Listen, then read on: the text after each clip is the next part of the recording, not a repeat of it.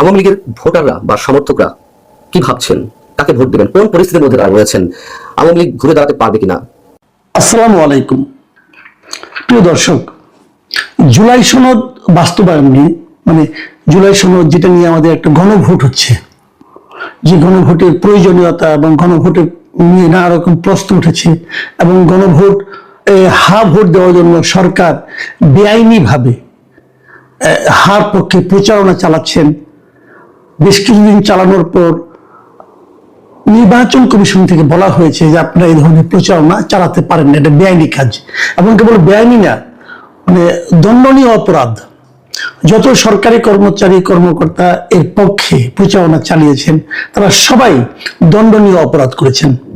এবং আমি মনে করি এই সরকারি কর্মচারী কর্মকর্তাদের দণ্ডনীয় অপরাধ করার ক্ষেত্রে যে বা যারা প্ররোচনা দিয়েছেন, তিনি উপদেষ্টাই হন আর প্রধান উপদেষ্টার বিশেষ সহকারী হন, তাদের সবাইকে আইনের আওতায় আনা উচিত।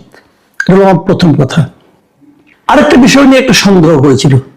সেই সন্দেহটা হচ্ছে যে যেদিন 12 তারিখে যদি নির্বাচন হয়ে যায়, যারা নির্বাচিত হচ্ছেন সংসদ সদস্য হিসাবে, তারপরে কি এই অন্তর্বর্তীকালীন সরকারের অবসান ঘটবে? আমি মনে করি ঘটবে, কিন্তু তারপরেও বিভিন্ন জায়গায় আমি দু একটা অনেকের কমেন্ট পড়েছিলাম যে তাহলে 180 দিনের মধ্যে এই যদি ভোট বিজয়ী হয়, তাহলে 180 দিনের মধ্যে যে জুলাই জাতীয় সনদ সংবিধান সংস্কার বাস্তবায়ন করতে হবে, যে বাধ্যবাধকতা দেওয়া হয়েছে, সেই বাধ্যবাধকতা যদি পালন না হয় অথবা যে সময়টা পালন হবে সেই সময় সরকারে কারা থাকবে, তখন কি এই অন্তর্বর্তী সরকারই ততদিন থাকবে? এই সন্দেহটা কিন্তু অনেকেই করেছিল এবং এই সন্দেহটা আমার কাছেও ছিল, কারণ এই ব্যাপারে স্পষ্ট করে কোথাও কোনো কিছু বলা ছিল না। এই ব্যাপারে দেখলাম আজকে যে সরকারি যে প্রেস উইং আছে প্রধান উপদেষ্টার, তারা একটা ব্যাখ্যা দিয়েছে এবং তাদের ব্যাখ্যাটি এরকম যে যারা সংসদ সদস্য হবেন তারা ওই সময় যারা সংসদ সদস্য হিসেবে থাকবেন এবং তারা একই সঙ্গে সংবিধান বাস্তবায়নের জন্য যে পরিষদটা হবে সেই পরিষদের সদস্য হিসাবে কাজ করবেন, সংবিধান সংস্কার পরিষদ হিসেবে এটার মেম্বার হিসেবে কাজ করবেন। এবং তারা নাকি দুটো শপথ নেবেন। এটা আবার ডক্টর আলী রিয়াজের ফর্মুলা। তারা দুইবার শপথ নেবেন। একবার শপথ নেবেন সংসদ সদস্য হিসেবে, আরেকবার শপথ নেবেন সংবিধান সংস্কার পরিষদের সদস্য হিসেবে।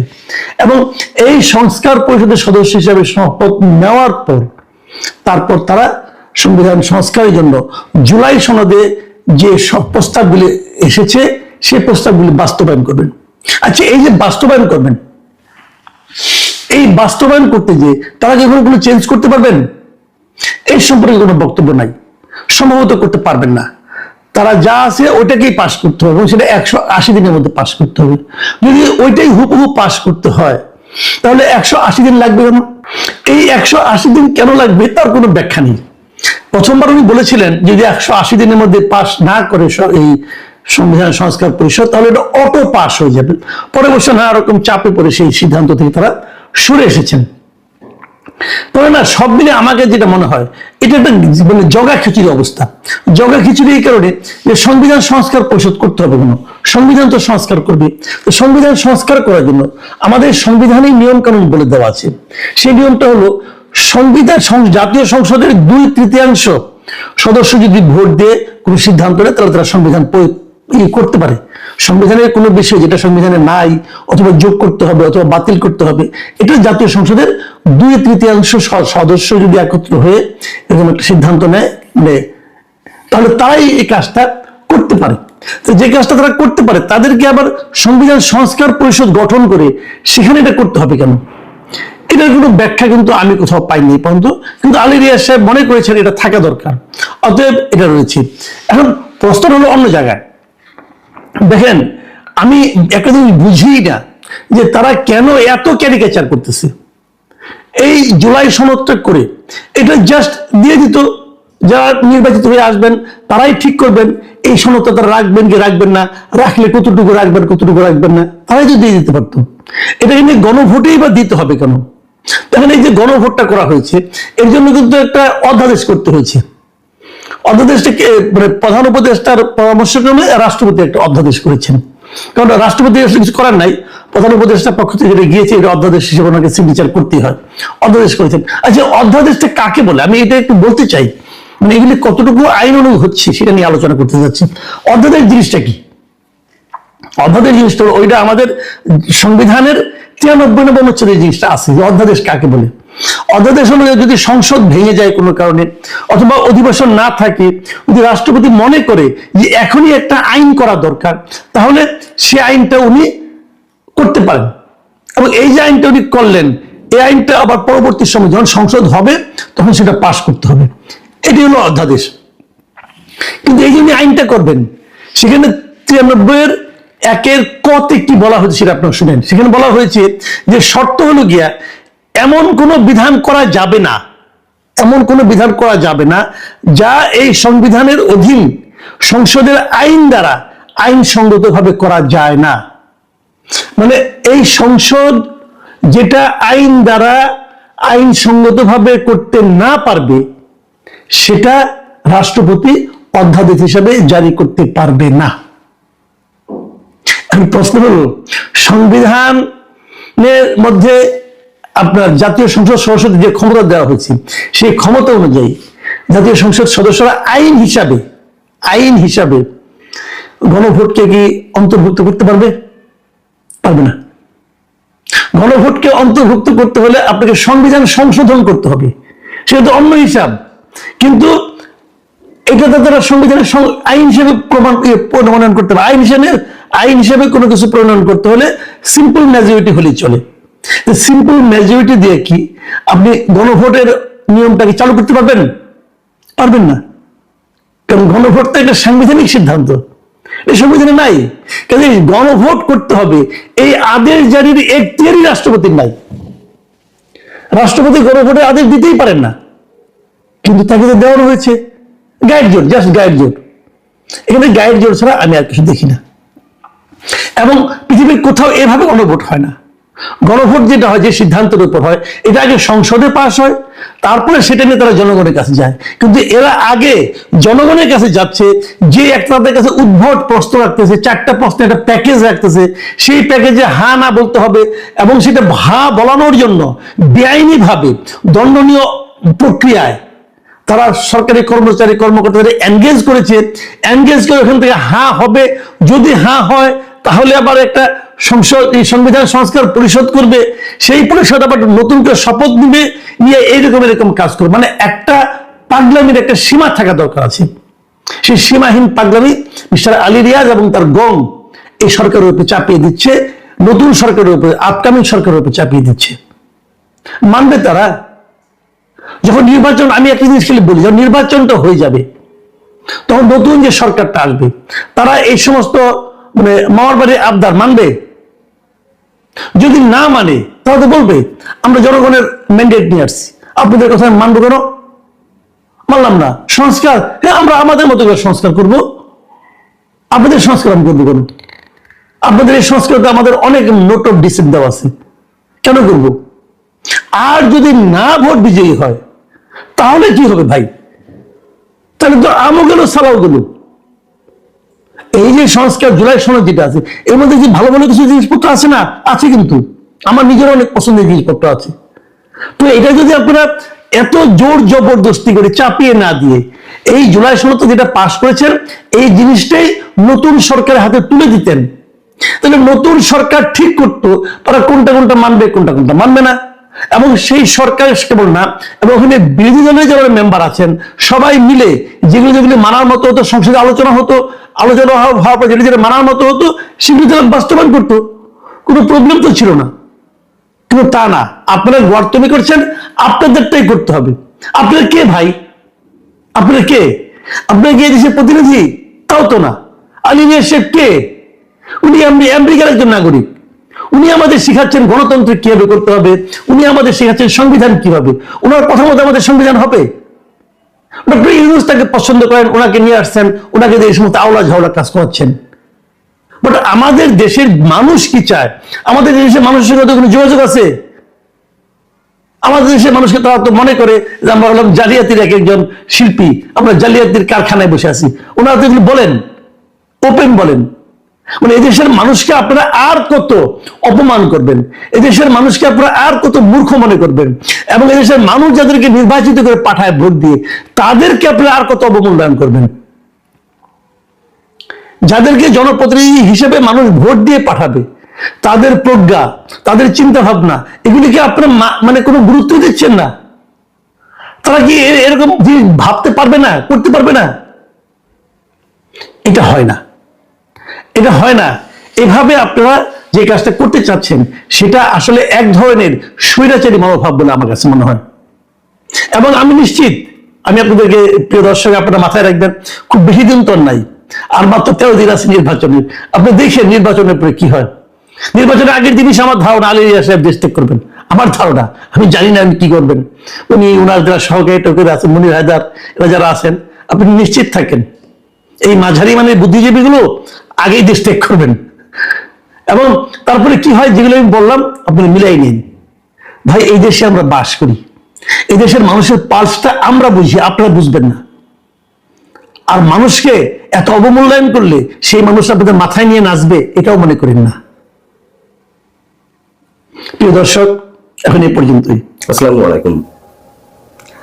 আওয়ামী লীগের ভোটাররা বা সমর্থকরা কি ভাবছেন, কাকে ভোট দিবেন, কোন পরিস্থিতির মধ্যে তারা রয়েছেন, আওয়ামী লীগ ঘুরে দাঁড়াতে পারবে কিনা, দক্ষিণ এশিয়ায় পরিবার ভিত্তিক দলগুলো চরম বিপর্যয়ের মুখে কোন অবস্থায় টিকে ছিল বা টিকে আছে, সেই জায়গা থেকে আওয়ামী লীগ টিকে থাকতে পারবে কিনা, এরকম নানান প্রশ্নের উত্তর নিয়ে বিভিন্ন জনের মন্তব্য নিয়ে কাতার ভিত্তিক আন্তর্জাতিক গণমাধ্যম আল জাজিরা একটি বিশ্লেষণাত্মক প্রতিবেদন প্রকাশ করেছে, যার শিরোনাম হচ্ছে can Bangladesh Awami League survive election ban, ex PM Hasina's exile, অর্থাৎ নির্বাচনে নিষিদ্ধ, হাসিনা পলাতক, আওয়ামী লীগ কি টিকবে।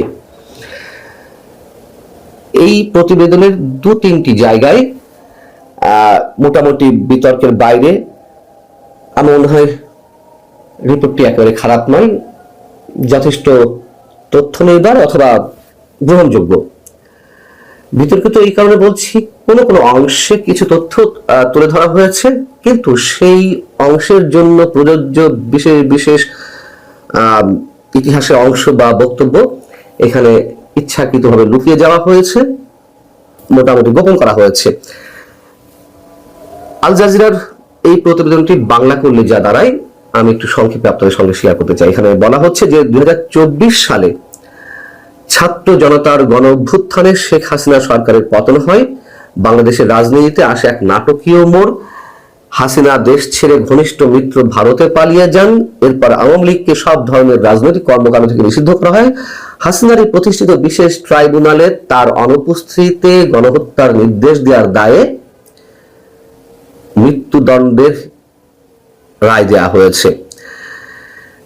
ওই যে বলছিলাম যে কিছু কিছু বক্তব্য যা প্রযোজ্য হওয়া উচিত এখানে লুকিয়ে যাওয়া হয়েছে, বিতর্ক সৃষ্টি করেছে। এই যে বিশেষ ট্রাইব্যুনাল, এই ট্রাইব্যুনাল কি সাধারণ কোন ট্রাইব্যুনাল? এটির নাম কি? আন্তর্জাতিক যুদ্ধাপরাধ ট্রাইব্যুনাল। এখানে 2024 5 আগস্টকে কেন্দ্র করে যা যা ঘটেছে, তার আগে ধরে নিলাম যে শেখ হাসিনা গণহত্যার নির্দেশ দিয়েছেন, কিন্তু সেটি কি আন্তর্জাতিক অপরাধ কোনো কিছু সংঘটিত হয়েছে, মানে আন্তর্জাতিক অপরাধ ট্রাইব্যুনালে বিচারের জন্য? এই ট্রাইব্যুনাল তো বিশেষ উদ্দেশ্যে স্থাপিত হয়েছিল আমাদের মহান মুক্তিযুদ্ধে যারা মানবতা বিরোধী অপরাধ করেছে তাদের বিচারের জন্য, যেহেতু পাকিস্তান বাংলাদেশ দুই দেশের মধ্যে যুদ্ধ ছিল, আন্তর্জাতিক যুদ্ধাপরাধ সংঘটিত হয়েছিল। যাই হোক, এখানে বলা হচ্ছে এই প্রেক্ষাপটে 17 কোটি মানুষের বাংলাদেশে আগামী 12ই ফেব্রুয়ারি শেখ হাসিনার পতনের পর প্রথমবারের মতন জাতীয় সংসদ নির্বাচন অনুষ্ঠিত হতে যাচ্ছে। তবে এই নির্বাচনে থাকছে না আওয়ামী লীগ, অথচ এই দলটির স্বাধীনতার পর দীর্ঘ সময় ধরে দেশ শাসন করেছে। এখানে আওয়ামী লীগেরই বেশ কয়েকজন সমর্থকের বক্তব্য তুলে আনা হয়েছে। তারা কি বলছেন?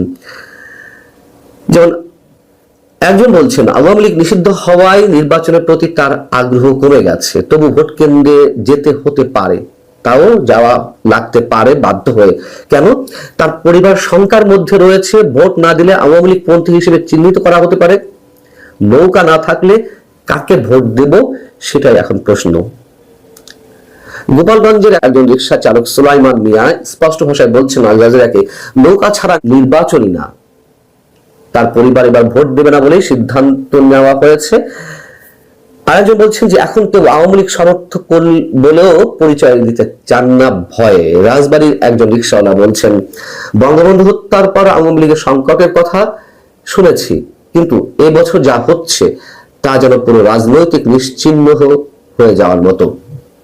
এখানে বলছিলাম যে কোথাও কোথাও বিতর্কের সৃষ্টি করা হয়েছে, অনেক কিছু গোপন রাখা হয়েছে। যেমন একটা পর্যায়ে আল জাজিরা প্রতিবেদনে বলা হচ্ছে, শেখ হাসিনার শাসনামলে আওয়ামী লীগের প্রধান প্রতিদ্বন্দ্বী বিএনপি ও জামাতে ইসলামী কঠোর দমন পীড়নের শিকার হয়। জামাত নিষিদ্ধ হয়, শীর্ষ নেতাদের ফাঁসি ও কারাদণ্ড দেওয়া হয়, গ্রেপ্তার হন বিএনপির হাজার হাজার নেতাকর্মী।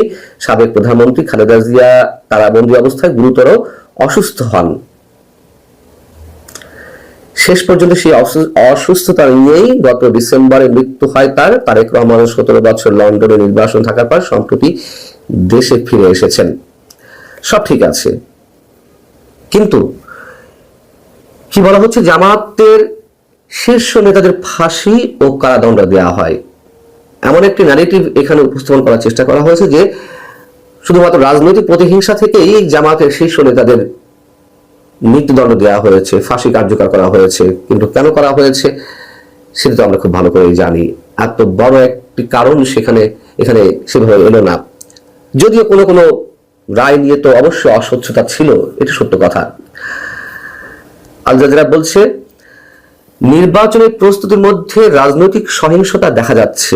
বিএনপি জামাত সহ বিভিন্ন দলের নেতা কর্মীরা হামলা ও হত্যার শিকার হচ্ছেন। তবে এবার আওয়ামী লীগের সাধারণ সমর্থকরাও আর নিরাপদ নন।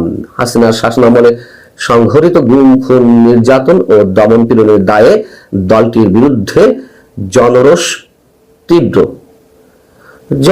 তীব্র ছিল একটা সময়ে, কিন্তু যখন 5 আগস্টের আন্দোলনকে ঘিরে এর পেছনে যে ম্যাটিকুলার ডিজাইন গুলো ছিল সেগুলো আস্তে আস্তে আন্তর্জাতিক বিভিন্ন গণমাধ্যমে প্রকাশিত হচ্ছে, তখন তো এটা সত্য কথা যে জনরোষ আস্তে আস্তে কমছে, বরং মানুষের আবেগকে পুঞ্জীভূত করে